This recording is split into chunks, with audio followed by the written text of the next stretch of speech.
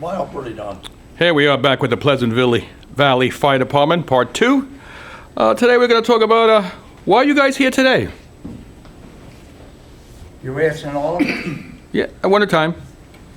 Well, just, John Murphy started this, the history of the place. It's starting to get, and it started with older members who haven't been in this firehouse probably since it was built, feeling that they weren't part of.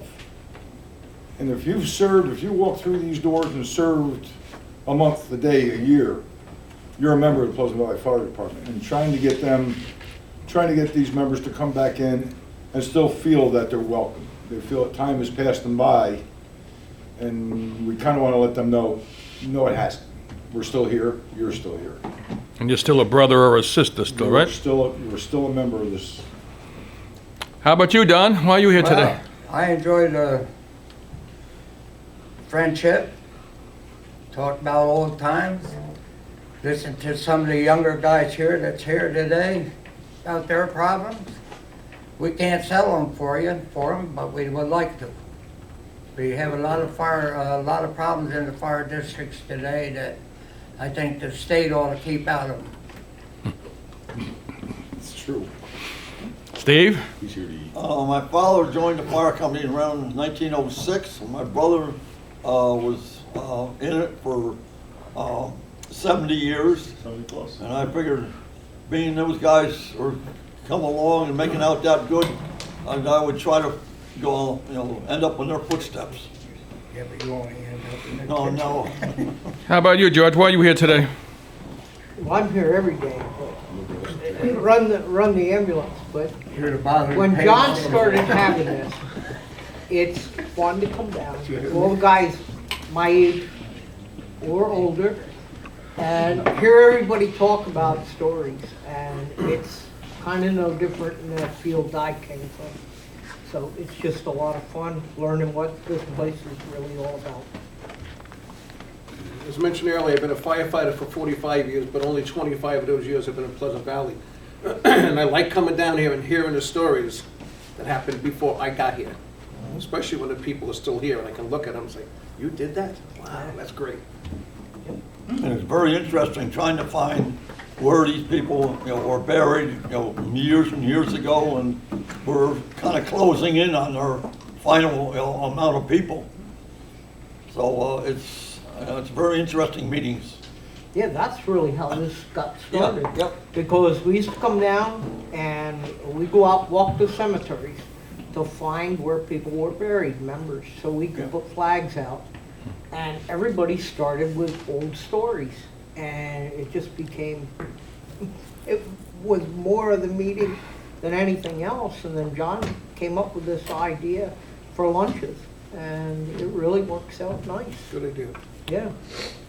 What was the most that has ever been at one of these lunches?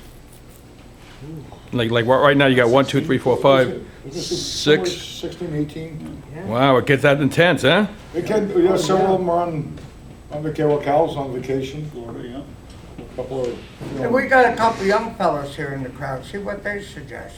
Got Tom over there. See what he's got to say about listening to all this BS here. So when you go to the cemeteries looking for, departed brothers or sisters that have been in the department, how do you know if they were a firefighter or not? Do you have a list? He got a list that goes back to 1890, I guess. Don't you, John? 1903. So there you are. He put a lot of work and a lot of effort, a lot of time in these books that he's got here. Very interesting. We used to go out and search for them in the cemeteries. Does anybody know what happened before 1903? Who covered for John Knott Fire Company. who covered for you back then? It was John Knott Fire Company back then. I'm sorry? John Knott. John Knotts, Okay. K-N-O-T. In fact, I think the fire station was right up the street here. we're at the first new horse. Yeah, that's where right by the barber shop. The city would come out. Okay. That's where the horse and shoes come out. Do you guys have any history of how you guys started? Like, did a bunch of guys get together and say, you know, we need to do this, and, Got that thing upstairs. Yeah. Well, Get the charter upstairs. the original was an association that they paid dues into, and that was called the John Knott Fire Association.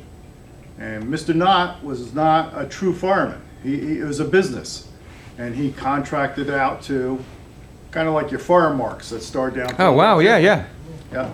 And then in 1903, 1913, the association dried up and the village took it over. And then in 29, I think it was, the village dried up and it became the fire district. There's been 2 fire districts here. Is there an actual village and town of Pleasant Valley? No more. No. No, it's just At one time there was? Yes. Yep.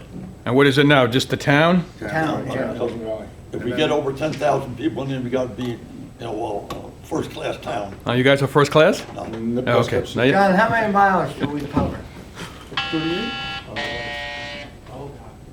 About 35, 35 miles. 35 square miles. Do you guys have commissioners, Yes, elected or appointed? elected. Elected.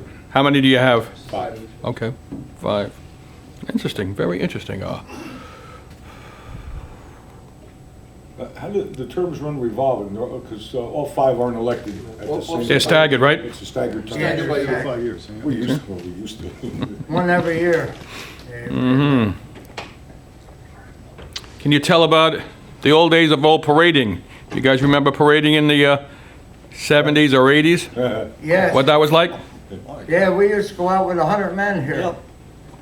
Mike Cady was, when he said, you will be at the firehouse for the parade. And by God, we used to have 75 to 100 people going to a parade. The celebration they had in Poughkeepsie, what year was that, John, over there? 52? Yeah. 59. What about 1959. The one up 59? top. Yeah, we had 110 men there, and we had a Chandler Drum and Bugle Corps from Beacon. And they were one of the top-notch drums corps around here, and they got an invite that year to the Orange Bowl. Now, was that a special parade in Poughkeepsie? Was it? It was, I can't remember the celebration. Was it the district parade or? No, it was a celebration. Hudson Champlain Celebration. Hudson Champlain celebration. And what? Yeah, all right. And what's the Champlain part? You know? Upstate River. Okay. Yeah.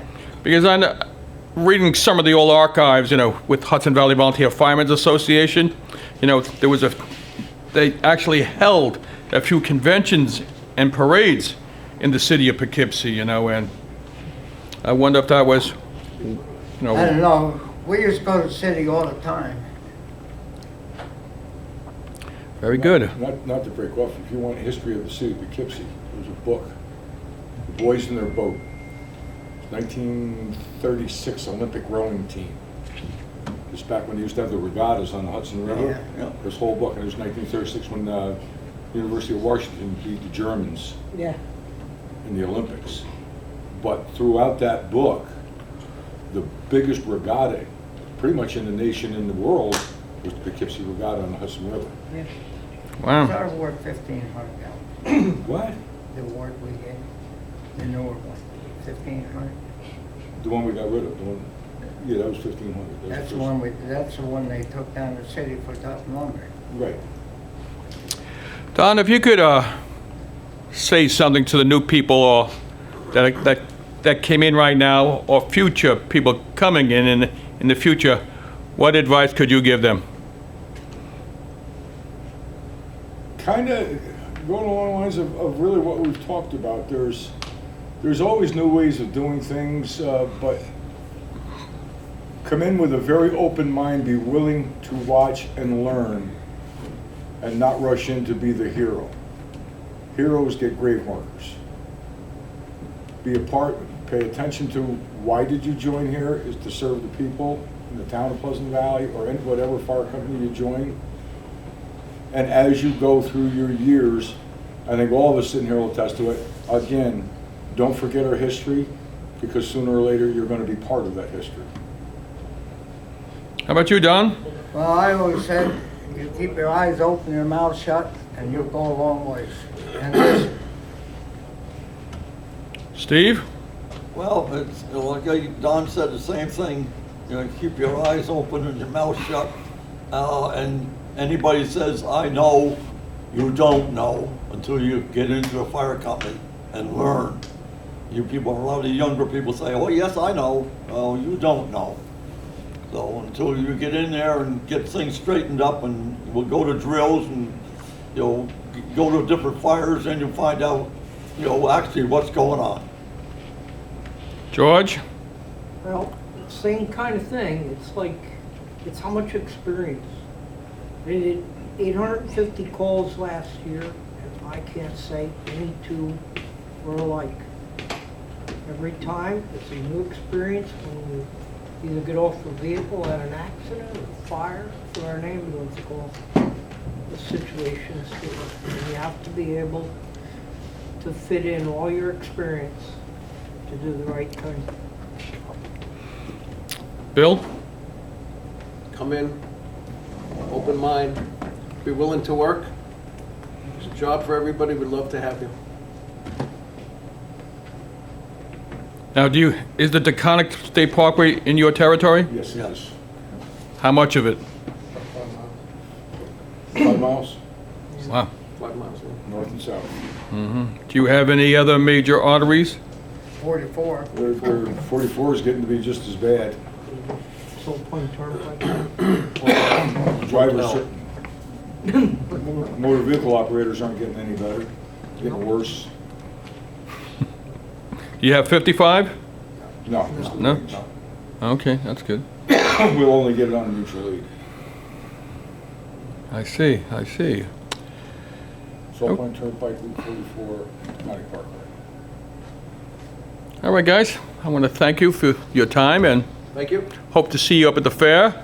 And one day we'll have our museum, and when we have our museum, we'll have our TV up there, and this great, wonderful interview will be up there.